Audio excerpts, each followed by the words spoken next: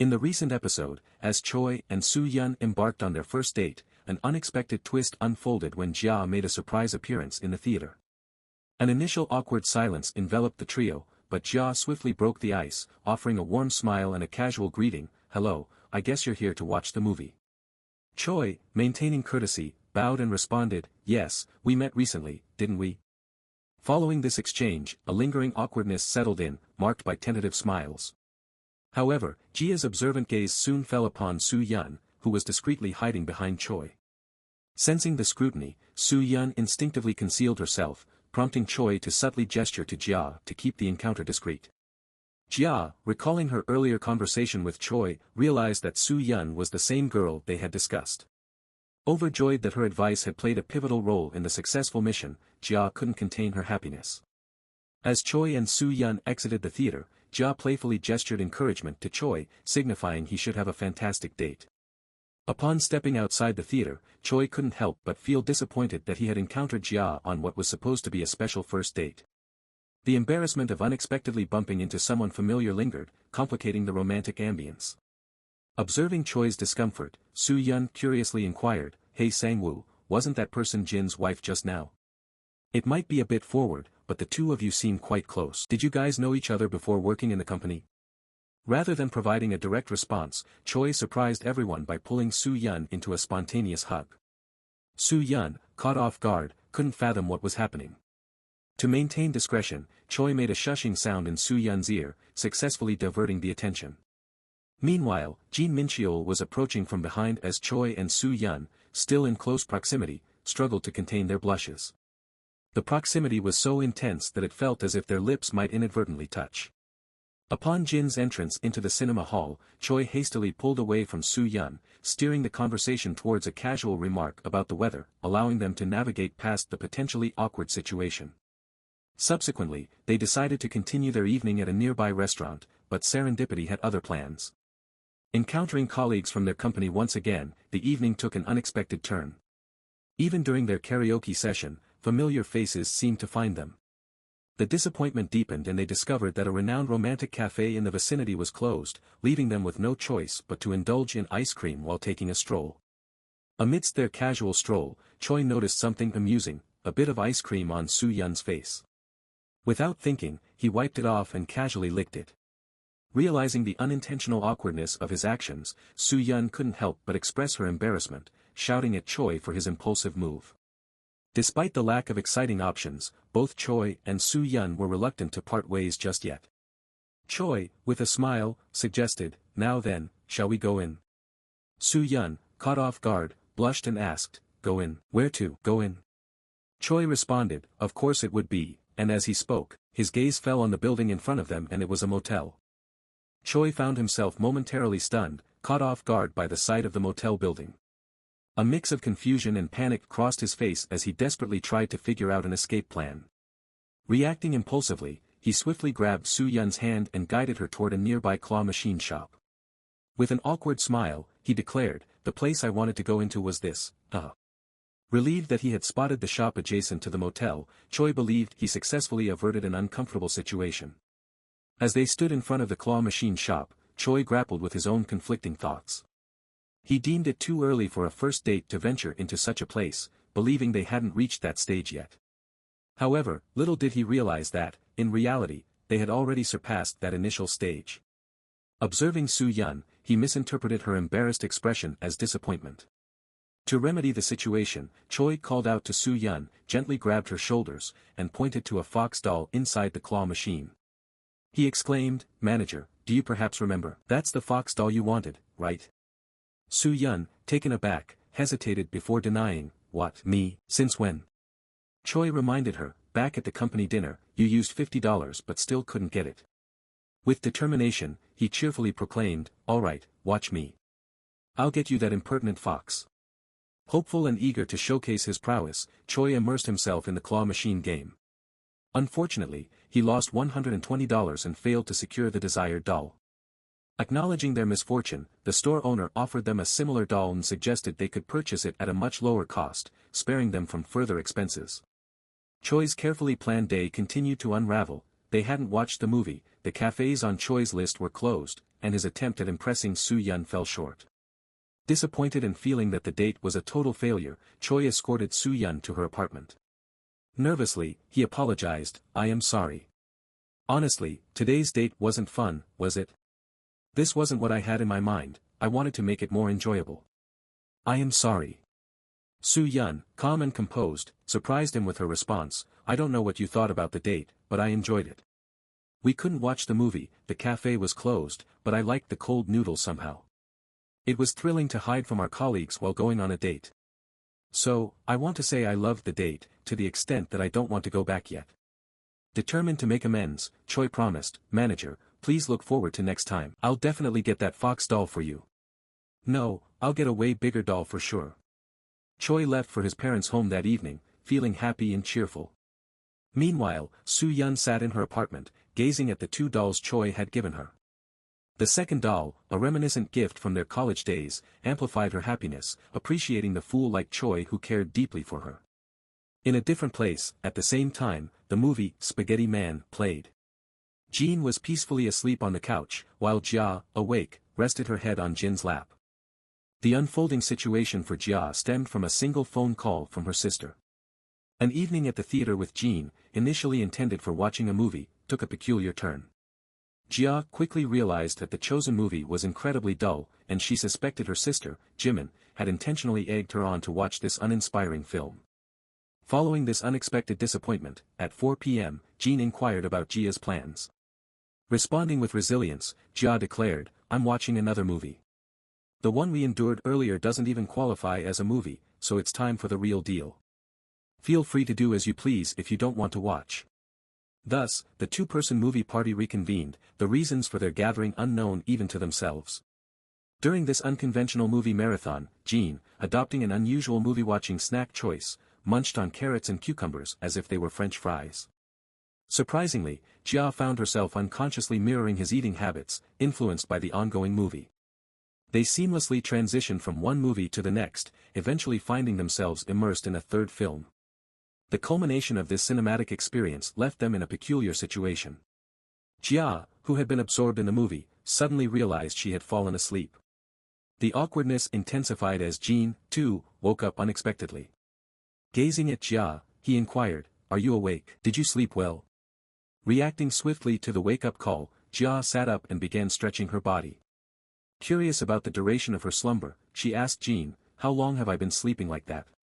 Jean pondered and estimated, "I don't know, maybe around 1 hour." This revelation left Gia feeling flustered and embarrassed, contemplating the fact that she had slept for an hour in such an awkward position. Determined to move past the awkward interlude, Jean suggested resuming the movie from where they had left off, downplaying the significance of Gia's brief nap. As Gia regained full awareness, she couldn't help but wonder if something had transpired between her and Jean while she was asleep. Despite dismissing the notion, she felt compelled to seek reassurance from Jean, asking, "Mincheol, nothing happened while I was sleeping, right?" Jean, displaying his characteristic nonchalance, responded, "Of course, so many things happened," gesturing towards the TV screen.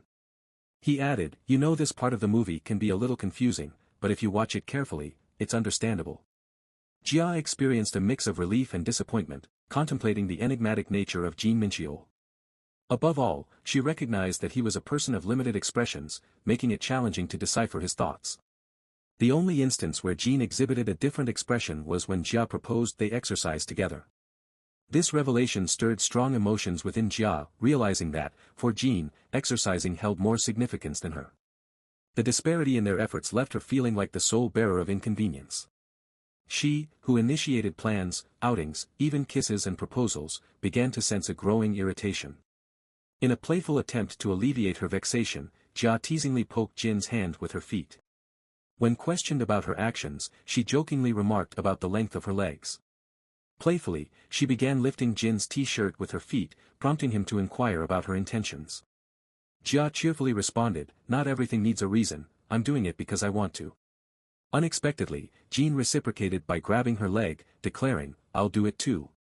Amused, Gia questioned his sudden interest in her feet, to which Jean replied, "No reason. You use this reason, right?" He proceeded to examine her feet, noting tension in her Achilles heel and sole muscles. Their light-hearted banter ended with Gia's laughter as she exclaimed, "Hey, stop it, it's ticklish down there. Jean chuckled, it seems you haven't tried a foot massage before, bear with it a little more, this will feel really good. Gia playfully teased him, are you sure you know how to do this? You don't have ulterior motives, right? Undeterred, Jean began massaging Gia's feet and remarked, they say if it hurts when this spot is pressed, then it means your lungs aren't in good condition, so how about quitting smoking? Gia exclaimed, it's not that I don't want to, but I can't, how many times do I have to tell you that? As time passed, Gia started feeling increasingly relaxed and happy. Reflecting on it, she realized that Jean had always been good at such things since his childhood. The massage brought her immense satisfaction. During the foot massage, Jean pressed a point on Gia's feet that elicited a twinge of pain. Unbeknownst to herself, she sat up, finding herself in close proximity to Jin's face, who maintained his focused expression throughout the process. The unexpected closeness added a subtle layer of intimacy to the atmosphere, leaving both Gia and Jean momentarily captivated by the shared moment. Jean found himself momentarily speechless, his mind going blank for a moment. Gia, too, locked eyes with him, and in that shared gaze, a silent romantic tension began to build. Their faces slowly gravitated towards each other, drawn by an unspoken connection. However, just as the moment reached its peak, Gia abruptly turned her face away, breaking the spell. Unexpectedly, Gia started shouting, clutching her leg, oh, my leg. It hurts, I think I got a cramp.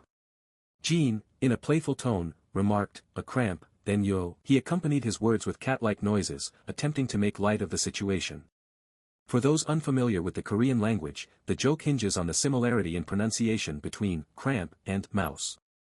However, Gia, not catching the humor, responded with a dull expression. Seeing Gia's lackluster reaction, Jean decided to explain the joke, but Gia quickly shut him down, saying, stop it, you're making it worse.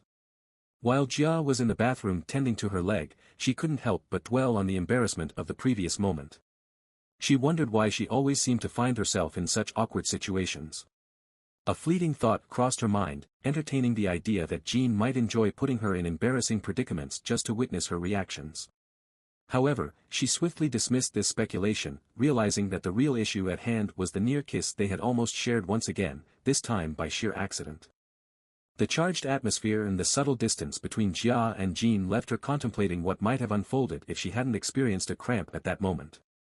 She wondered about Jin's potential reactions to the situation, perhaps he could have seized the opportunity to lean in and initiate another intimate moment. Yet, she quickly dismissed this thought, considering that if Jean possessed the slightest inkling of how to navigate such situations, he would have already crossed that line. However, a sudden bitter taste on her lips interrupted her musings, reminiscent of cucumbers. In that instant, she vividly recalled that Jean had been eating cucumbers while they watched the movie. A speculative notion crossed her mind, while she was in a slumber, Jean had delicately held her face, drawn his mouth towards hers, and kissed her. Although it remained a conjecture, the lingering bitter taste on her lips felt like an undeniable truth. The following day, as Jean prepared to head to the office, Gia sought clarification once again. Hey Mincheol, I'm asking you again just in case, but when I fell asleep during the movie, nothing happened, right? Can you swear on your heart that nothing happened? Jean nervously assured her, yeah, nothing happened. Gia, with a mischievous grin, swiped her fingers across her lips and asked, really? Jean, avoiding direct eye contact, responded, yeah, really, nothing much happened. With that, he started on his way to the office. However, Gia found immense joy in observing Jin's awkward reaction, convinced that something must have transpired the day before. She contemplated the idea of playfully teasing him for a few more days, finding it amusing. Yet, to her surprise, Jean Mincheol adopted a strategy of avoidance, steering clear of Gia as if she were a contagion. While they had agreed to respect each other's privacy, Jin's behavior seemed more like a deliberate effort to evade any conversation with Gia. On the fourth day of this avoidance, Gia received a message from Jean, stating that he would be skipping the gym that day. Initially elated at the thought of Jean missing his workout for the first time, Gia's mood swiftly shifted to irritation, suspecting that Jean might be attempting to provoke her. As she composed a reply, intending to convey her displeasure, Gia's phone rang unexpectedly. To her astonishment, it was Jean Mincheol calling for the first time. Answering the call, Gia was met with shocking words on the other end. In haste, she rushed to a restaurant where she found Jean unconscious, having consumed an excessive amount of alcohol. Choi Sang-woo was present, visibly distressed, holding Jin's hand and shedding tears. Observing the scene, Gia began to piece together the situation. Judging by the number of emptied bottles, it seemed that each person had consumed at least 2 or 3 bottles. Considering Jin's unconscious state and flushed face, it was evident that he had consumed a substantial amount of alcohol. The likelihood of him initiating the drinking session was low, leading Gia to suspect that Sangwoo Choi was likely the instigator of this predicament. Taking charge of the situation, Gia decided to address Choi first, stating, "You are the reason Mincheol is like this. Forcing someone who can't even drink well is bad, Choi." In response, Choi quickly defended himself, stating, "Wait, he is the one who asked me to grab a drink first. How would I even be able to force him to drink with me? You should know just as well what he would say if you try to ask him to drink with you." Jia pondered for a moment, contemplating what Jean might have said. Seated in a taxi, Jia contemplated Choi's words about Jin's recent peculiar behavior. Choi had mentioned that Jean had been acting strangely for the past few days and inquired if there had been any fights between them. Jia remained composed as she considered Choi's concerns, with the unconscious Jean beside her. Gazing at him, she murmured, "If we had fought, then at least I could release some stress." Suddenly, Jean began shouting Jia's name, causing the driver to feel a bit flustered. In his intoxicated state, Jean threw himself towards Jia, exclaiming, "Aren't you Jia? You seem like you are Jia." Jia, maintaining her composure, pushed him away, saying, "Hey, why are you being all gross? Get away from me, you are drunk." Undeterred, Jean attempted to kiss Jia, but she resisted and pushed him back. Jean questioned her, "Hey Jia, am I not allowed?" Jia firmly responded, "Of course, you are not allowed." Persisting, Jean said, "That's weird, Jia. You said something after we kissed before. Kissing is a matter of what the giver wants." Jia halted him, correcting his words, "Hey, Jean Mincheol, why are you making up words and putting them in my mouth? That time I said, service is a matter of what the giver wants." Jean asked, is that different? Jia shouted, "Totally different. Kissing is kissing, and service is service." Jean interrupted, saying, "Then kissing as a service isn't really a kiss, so is that okay?" It was absolute nonsense, but it was the nonsense that Jia had said, so it was checkmate. Jean attempted to kiss Jia, uttering, "Service, service." Observing this exchange, the driver from the front seat chimed in, "You must be newlyweds. Seeing you two act lovey-dovey reminds me of my honeymoon phase. You must have been married about 2 months, right?" As Jia calculated, she determined that it hasn't been less than half a year since they got married. And here she was, carrying her drunk husband home. There's no doubt they totally looked like lovey-dovey newlyweds to everyone. The driver suddenly asked Jia, "Did you two get in a fight?" Jia embarrassingly shouted, "No, of course not. If we'd fought, then at least." She halted in the middle and went into some kind of thought. Jia shouted, "Mister, wait, can we change the destination?" The driver said, "Of course, whatever you want, ma'am." He also smiled and said, "But it seems like you love your huss." Jia stopped him in the middle and said, "Mister, stop. What you are about to say is very dangerous." After some time, Jean found himself in a Ferris wheel. He slowly woke up from his unconsciousness. Jia was seated in front of him with a smile on her face. As he opened his eyes more and more, Jia's smile started to convert into a nervous blush. Jean asked her, "Jia, why are we here?" Jia smiled and said, "Oh, you don't remember what happened in the taxi and all. Then congratulations on making it through alive." Jean was so flustered and asked, "What taxi are you talking about?" Jia showed her hand to Jean and said, "Tada, Mincheol. Here you will find a theme park ticket. It's a free use pass. Once the Ferris wheel is about to come to a stop, if you put it up to the window and send them a signal, then they will let you keep riding if there are not very many other riders. Isn't that interesting?" Jean asked, "What are you trying to say?" Jia kicked to the side of Jin's seat and shouted, "What do you think this is what I am trying to say? You can't escape from here until I am satisfied. We'll keep going round and round for hours. So, you remember passing out drunk, right?" She smiled and continued, "No matter how I think about it, it seems like I was the reason you were drinking. So according to the 5th clause of the agreement, I have a problem and I want to talk about it too, but somebody has been running away and getting blackout drunk." Jean nervously said, "Wait, Jia, that's not." Jia stopped him in the middle and said, "So we'll stop the small talk here. Now, starting now is Han Jia's episode 1. She teasingly gave a smile and slowly said, "Let the game of truth begin."